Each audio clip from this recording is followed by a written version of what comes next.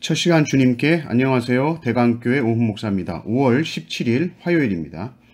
하나님 우리에게 주신 말씀은 사도행전 11장 19절에서 30절입니다. 그때에 스데반의 일로 일어난 환란으로 말미암아 흩어진 자들이 베니게와 구브로와 안디옥까지 이르러 유대인에게만 말씀을 전하는데 그 중에 구브로와 구레네 몇 사람이 안디옥에 이르러 헬라인에게도 말하여 주 예수를 전파하니 주의 손이 그들과 함께 하심에 수많은 사람들이 믿고 주께 돌아오더라. 예루살렘 교회가 이 사람들의 소문을 듣고 바나바를 안디옥까지 보내니 그가 이르러 하나님의 은혜를 보고 기뻐하여 모든 사람에게 굳건한 마음으로 주와 함께 머물러 있으라 권하니 바나바는 착한 사람이요 성령과 믿음이 충만한 사람이라. 이에 큰 무리가 주께 더하여 지더라. 바나바가 사울을 찾으러 다소에 가서 만남에 안디옥에 데리고 와서 둘이 교회에 1년간 모여 있어 큰 무리를 가르쳤고 제자들이 안디옥에서 비로소 그리스도인이라 일컬음을 받게 되었더라. 그때의 선지자들이 예루살렘에서 안디옥에 이르니 그 중에 아가보라 하는 한 사람이 일어나 성령으로 말하되 천하에 큰 흉년이 들리라 하더니 글라우디오 때에 그렇게 되니라. 제자들이 각각 그 힘대로 유대에 사는 형제들에게 부조를 보내기로 작정하고 이를 실행하여 바나바와 사울의 손으로 장로들에게 보내니라. 아멘. 사도행전에서 복음이 이방으로 퍼져나가는 데 있어서 중요한 역할을 한 사람이 우리 스데반이라는 사람입니다. 스데반의 이 순교의 피가 복음의 물꼬를 트는 역할을 감당하지요. 사도행전 8장 1절을 보면 그 죽음을 이 사울이 마땅히 여기는 장면이 나오고요. 바로 이어서 예루살렘에 있는 교회에 큰 핍박이 일어나고 사도 외에는 다 유대, 사마리아 모든 땅으로 흩어진다는 말씀이 나옵니다. 이 핍박을 주동했던 사울이 더 악랄하게 핍박을 하다가 결국 사도행전 9장에서 완전히 꼬꾸라지고 그리고 이제는 사도 바울로 이 바울이 이방인 선교의 앞장을 서게 됩니다. 사실 처음에는 이방인에게 유대인들이 마음을 열지 못하죠. 그리고 유대인들에게만 복음을 계속 전합니다. 물론 고넬료 사건을 통해서 이방인에게도 회개의 생명 얻는 이 성령을 주신다. 그러니까 알게 되고 선포는 되었지만 아직 그들의 삶으로는 받아들여지지 않은 상태였습니다. 아직 기독교가 유대교라는 틀 속에 있는 것이죠. 당시 주류가 유대교이기 때문에 유대교의 한 분파처럼 있으면 뭐 안정감이 있는 겁니다, 여전히. 그러니까 사실 베드로가 요바에서 고넬료를 만나고 부정한 짐승들 먹어라, 내가 깨끗하고 한 것을 왜 네가 더럽다고 하느냐, 완전히 그 베드로의 사고와 가치관을 깨는 그런 확실한 환상을 보여주셨죠. 베드로가 그 환상의 의미를 깨닫습니다. 사도들 앞에서도 이 일을 얘기하고 사도들도 고개를 다 끄덕였습니다. 그럼에도 불구하고 이 이방인 선교라는 것은 주류 유대교인들에게는 여전히 거리끼는 겁니다. 고개는 끄덕여져도 마음이 같이 섞이고 싶지 않은데 그걸 어떡합니까? 지금이야 우리가 선교는 교회 사명이다 그러지만 그 당시엔 전혀 그런 것이 아니었습니다. 근데 20절을 한번 보십시오. 그 중에 구브로와 구레네 몇 사람이 안디옥에 이르러 헬라인에게도 말하여 주 예수를 전파하니 이렇게 나옵니다.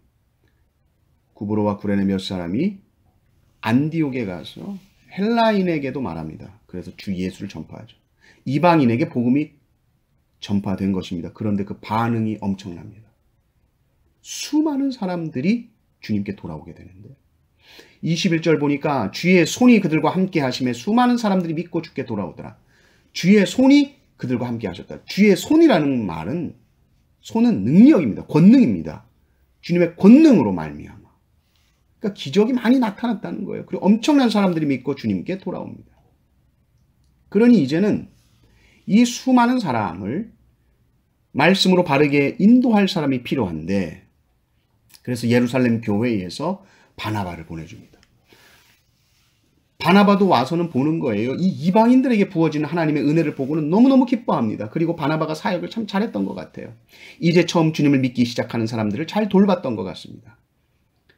바나바에 대해서 23절, 24절을 보시면 이렇게 나오죠. 그가 이르되 하나님의 은혜를 보고 기뻐하여 모든 사람에게 굳건한 마음으로 주와 함께 머물러 있으라 권하니 바나바는 착한 사람이요 성령과 믿음이 충만한 사람이라 이에 큰 무리가 죽게 더하여 지더라. 바나바의 성격이 어때요? 착해요. 성령과 믿음이 충만했대요. 또 앞에 23절 보면 모든 사람에게 돌아다니면서 굳건한 마음으로 주와 함께 머물러 있으라 이렇게 권면하고 다닌 거예요. 지금 우리 말로 하면 형제님, 자매님 마음을 정하시고 마음을 굳건하게 하시고 교회 등록하세요. 진득하게 좀 오래 계세요. 이런 말이겠죠. 아무튼 바나바의 사역으로 큰 무리가 죽게 더하여 지더라. 24절. 좀 전에 21절에 나왔었어요. 주의 손이 그들과 함께 하시며 수많은 사람들이 믿고 죽게 돌아오더라. 주님 앞에 수많은 무리, 큰 무리, 주님께 돌아오는 이야기가 반복해서 나오는 거예요. 사도행전에서는 이 구절이 아주 중요합니다. 그리고 보십시오. 숫자가 많아지니까 바나바가 또 혼자서 감당하기가 벅차죠. 동역자로 누구를 부르러 갑니까? 다소에 있는 바울을 부르러 갑니다. 그리고 이 바울을 데리고 와서는 이제는 가르치는 사역이 시작되기 시작하는 거죠. 26절을 보십시오. 만남에 안디옥에 데리고 와서 둘이 교회에 1년간 모여 있어 큰 무리를 가르쳤고 제자들이 안디옥에서 비로소 그리스도인이라 일컬음을 받게 되었더라 이렇게 나옵니다. 바울이 1년간 큰 무리를 가르칩니다. 그리고 그제서야 이들이 안디옥에서 그리스도인이라 일컬음을 받게 된다 이렇게 나오죠. 이들이 그리스도인이다 라고 불리는 것과 그들이 1년 동안 바울에게 말씀을 배운 것은 아주 중요한 연관성이 있습니다. 왜냐하면 그들이 바울을 통해서 뭘 배웠겠습니까? 그 당시엔 신약 성경이 없었죠. 구약을 펴놓는 거예요. 그리고 말씀을 배워요. 구약을 펼치는 곳마다 결론이 뭐가 나오는 거예요? 예수 그리스도, 그리스도, 그리스도. 그 말씀을 통해 그것을 깊이 배우는 것이죠. 구약 어디를 펴도 그곳에서 그리스도의 십자가의 피가 흐르는 거예요. 그러니까 말씀을 배우고 나서 결론, 그리스도이시다. 그러니까 입만 열면 그리스도, 그리스도, 그리스도. 그러니까 그리스도인이라 불렸다. 충분히 이렇게 생각할 수 있다고 저는 생각합니다. 놀라운 복음을 깨닫고 나니 모든 것이 다 그리스도로 통하는 것입니다. 입만 열면 그리스도요. 구약의 모든 것이 결국 말하는 것이 뭐냐? 그리스도다.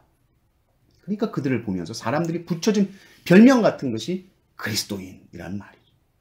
스스로 붙인 것이 아니라 다른 사람이 붙여준 이름입니다. 우리는 그리스도인이죠. 그렇다면 우리의 입을 통해 무엇이 흘러나오고 있습니까? 입만 열면 그리스도를 말하고 있는가? 또 그 예수 그리스도가 정말 성경이 말하는 그 예수님을 말하고 있습니까? 아니면 온갖 세속적인 것을 치장하고 축복의 상징, 성공의 보증수표처럼 된 그 그리스도를 전하고 있지는 않는가? 십자가에 달려 처절하게 죽은 그 나사렛 한 청년, 그가 우리 주님이시다. 하나님이시다. 우리는 그를 믿는 자들이다. 우리는 그 십자가에 달린 예수 그리스도를 끝까지 따라가는 사람이다. 그럼 우리는 어떻게 살아야 될까? 우리는 그 그리스도를 말하고 있습니까? 그리고 그 죽음에서 다시 살아난 예수 그리스도, 우리는 그 그리스도를 말하고 있는가? 안디옥 교회는 핍박을 피해서 복음을 전한 자들에 의해서 세워진 교회입니다. 주류 유대교의 안정감을 버렸어요. 이방인에게 용감하게 복음을 전함으로써 그저 유대교의 한 분파, 나사렛파 정도로 불린 것이 아니라 이제는 분명한 십자가 복음 위에 선 그리스도인이라고 불렸습니다. 이 말은 이제 기독교 공동체가 유대교라는 보호망을, 울타리를 벗어 던졌다는 거예요. 포기해버린 거예요. 그런 거 필요 없다는 거예요. 종교적인 보호망 필요 없다.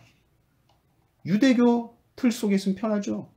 로마 정권에 의해서 종교적인 핍박이나 억압 받을 필요도 없어요. 편해요. 그러나 이제 그리스도인이다 우리가 불린다는 것은 고난을 각오하는 행동입니다. 실제로 로마 치하에 그리스도인들이 어마어마한 박해를 받게 되고요. 그러나 보십시오. 대부분의 역사학자들이 말하듯이 AD 300년까지 그 모진 핍박 속에서 기독교 신앙이 가장 찬란하고 아름답게 빛났다 이렇게 말합니다. 우리는 어떤가? 우리는 우리가 말하고 행동하는 것에 의해서 사람들에게 불릴 것입니다. 우리가 세속적이 되어가고 돈 밝히고 물질 밝히고 세상 권력 앞에 충성을 다하고 있다면 그것에 합당한 이름으로 불릴 것입니다. 기독교가 지금 어떻게 불리고 있습니까? 그러나 우리가 하나님의 뜻대로 순종하며 그리스도인으로서 참된 그리스도인으로서 살아가고 세상과 타협하지 아니하고 복음과 함께 고난을 받으며 주님의 종으로 충성되게 살아간다면 참된 그리스도인으로서 온전하게 불려질 줄 믿습니다. 하나님 우리에게 은혜 주셔서 그리스도인으로서 정말 합당하게 오늘 살아가게 해 주십시오. 기도하시는 하루 되시기를 주님의 이름으로 축원합니다. 아멘.